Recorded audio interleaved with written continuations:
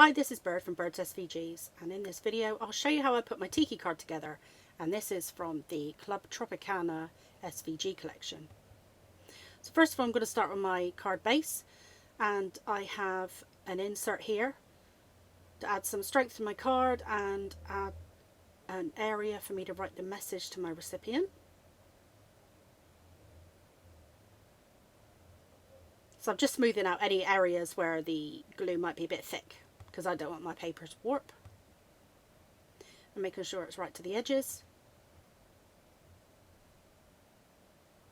And I'll pop that in place, making sure that my border is consistent.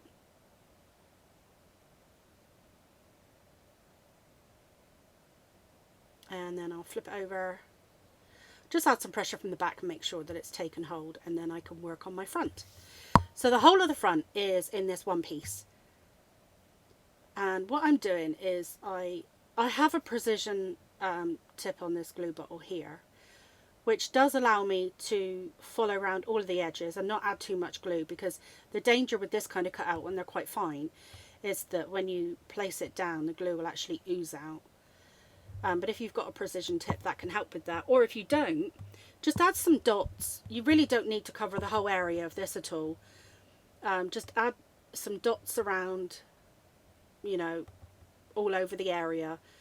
And then if there's any areas that seem like they're lifting, just slice something really thin, like your spatula that you use to take your cuts off your sticky mat with. Slide that underneath with a little dot glue on it, and then that'll help you, you know, stick them down into place. If you do decide to trace the whole area like I am with your glue, you will find, like I did, that where you started at the beginning is actually going clear and drying.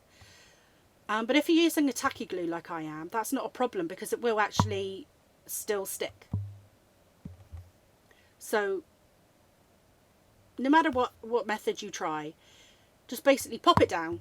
Don't panic about it, because I know it's a lot of fine areas to cover there.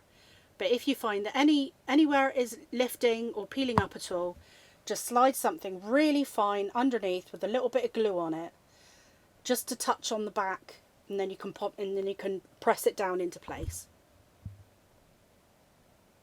And there you have it, a really quick and easy card to make. Now, to jazz up my little Tiki statue, I've got a hibiscus flower here. So this is completely optional, and also I haven't chosen for you where it should go, so it's completely up to you. There is a little bit extra room in the envelope on this card, so it can actually protrude. And I'll show you that at the end when I put the envelope together, that mine actually protrudes and it still fits inside the envelope. So I'm popping my backing layer onto my flower. It'll only go one way round. And you want to make sure that all of your edges are flush. And then I decided, as this card is it's quite flat, you know, because it's just a one-piece layer to go over the front, I decided to put some 3D foam pads behind it. But if my flower was going to hang over the edge, I just wanted to make sure that I don't put my 3D foam pads anywhere where they're going to be visible. So I just had a quick look to see how much it overhung. Overhung. I'm not sure which way around that should be said.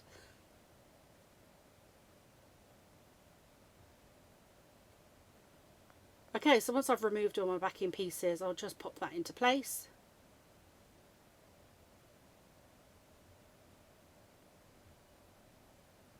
And I'm happy with that.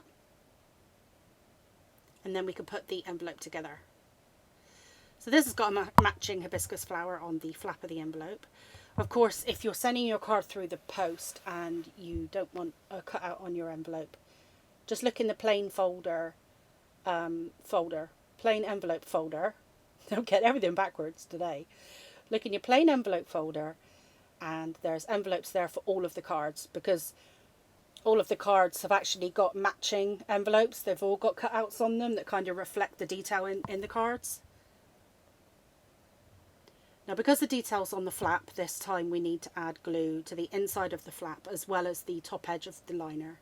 So once I'm happy that the liner is in the middle of my card, you know, it's not off to one side and skew-if, I'm going to hold it into place while I just add some glue around my flower area. And then across the top of my liner, I'll flip it up and then put some pressure on it. And that's my envelope done.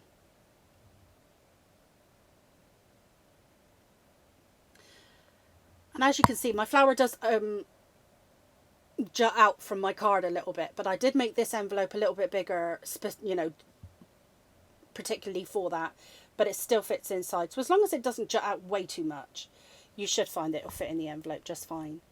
And I hope you enjoy giving this card and someone enjoys receiving it.